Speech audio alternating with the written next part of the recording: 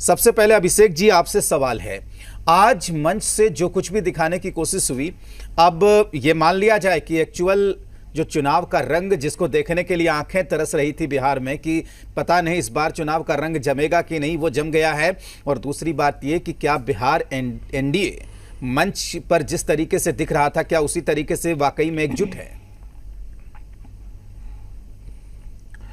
आपने दो सवाल किया। पहला सवाल ये कि सचमुच आज बिहार में चुनाव का एक्चुअल रंग दिखा है हमें, और ये बहुत उत्साहवर्धक है हम सब लोगों के लिए। और दूसरा कि उन सभी लोगों को जवाब मिल गया जो लोग कंफ्यूजन फैलाने की कोशिश कर रहे थे, एनडीए की एकजुटता पर सवाल उठा रहे थे।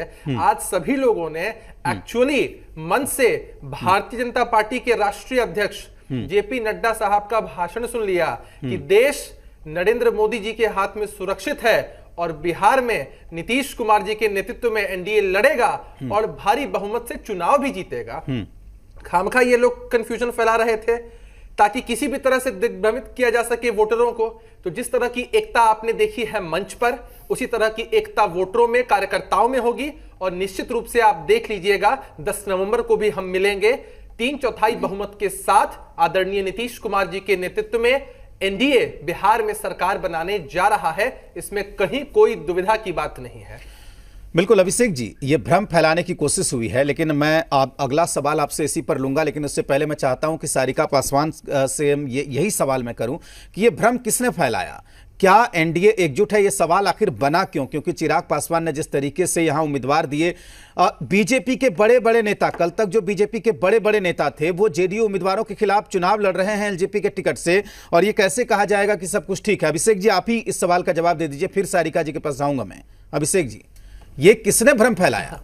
अरे आपने ठीक कहा। देखिए चुनाव के समय बहुत सारे लोगों को जब टिकट नहीं मिल पाता है तो वे लोग पार्टी बदलते हैं, सिंबल बदलकर चुनाव लड़ते हैं। हाँ। भारत के संविधान की यह खूबसूरती है राजेश जी। ये पहले कोई भी इंडिविजुअल चाहे तो निर्दलीय चुनाव लड़ सकता है, पहले भी हो सकता है, कोई बहुत अप्रत्याशित चीज तो नहीं है जी।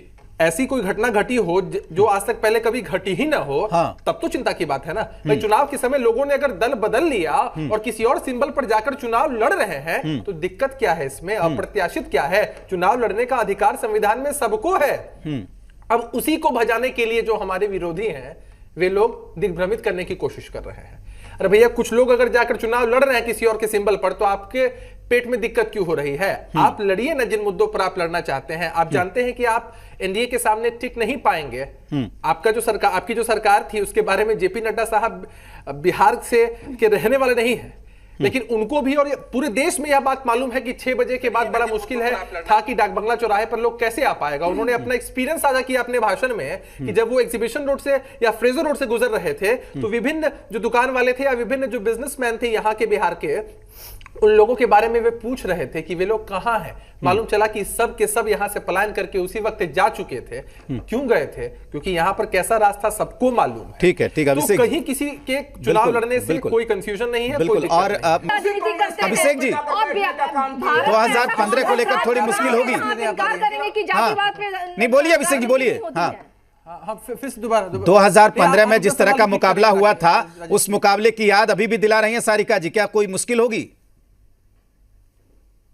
देखिए, इनको याद आना चाहिए 2010 का समय। 2010 में जब सिर्फ भारतीय जनता पार्टी और जनता दल यूनाइटेड थे तो कितना भारी मैंडेट, करिश्माई मैंडेट मिला था। वही इस बार दोबारा से वही जोड़ी, और इस बार तो हमारे साथ और भी घटक दल हैं। ठीक है, ठीक है अभिषेक जी, ठीक है, वक्त की थोड़ी कमी है। बहुत शुक्रिया।